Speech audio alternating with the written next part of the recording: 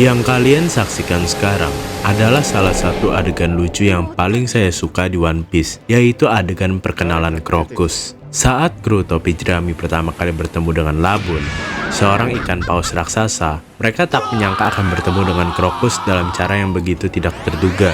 Crocus tiba-tiba muncul dengan cara yang dramatis dari dalam mulut Labun, mengagetkan kru topi jerami. Dan Crocus digambarkan dengan mimik karakter yang serius. Ia bukan seperti karakter komedi, malah hampir mirip seperti sosok antagonis yang kuat, dan bahkan semua kru topi jerami menyadari hal itu. Salah satu hal yang membuat adegan Crocus begitu lucu adalah ia menggunakan struktur komedi yang paling sederhana, setup lalu punchline. Contohnya, saat ia pertama kali dikenalkan, ia beradu pandang dengan Zoro dan Sanji. Hanya untuk setelah itu mengacuhkan mereka berdua.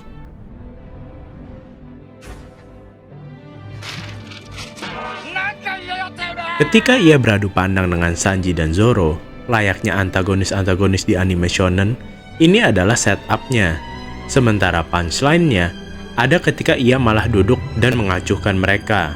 Hal ini menjadi lucu karena punchline-nya benar-benar memberikan hasil yang tidak diduga, tapi masih logis dari setup adegan tersebut. Lalu berikutnya, saat Usopp malah mengancam Crocus, kita ditunjukkan jump cut dengan sound yang menegangkan.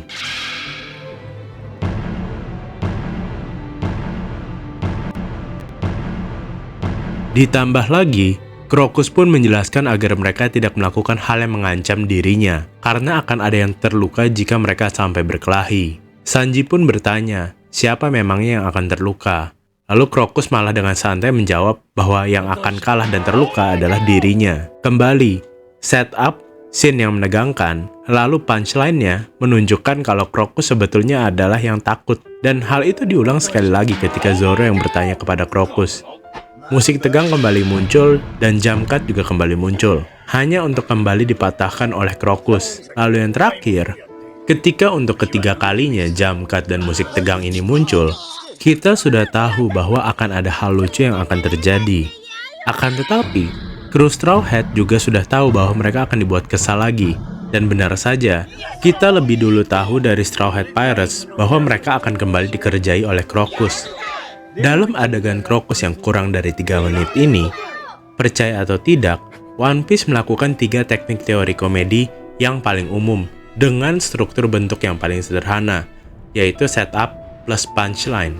Di momen perkenalan, teori komedi yang digunakan adalah relief theory, di mana kita merasa bahwa akan ada ancaman, tapi di titik terakhirnya, ternyata sebetulnya tidak ada bahaya yang terjadi.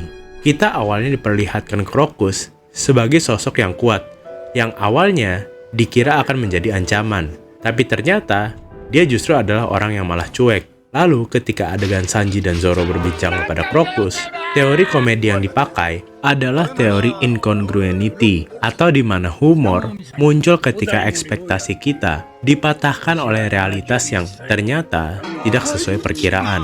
Dengan adanya jump cut dan musik yang tegang, kita berpikir kalau akan ada konfrontasi, tapi ternyata Crocus malah melakukan kebalikan 180 derajat dari yang kita kira, tapi masih bisa diterima oleh logika kita.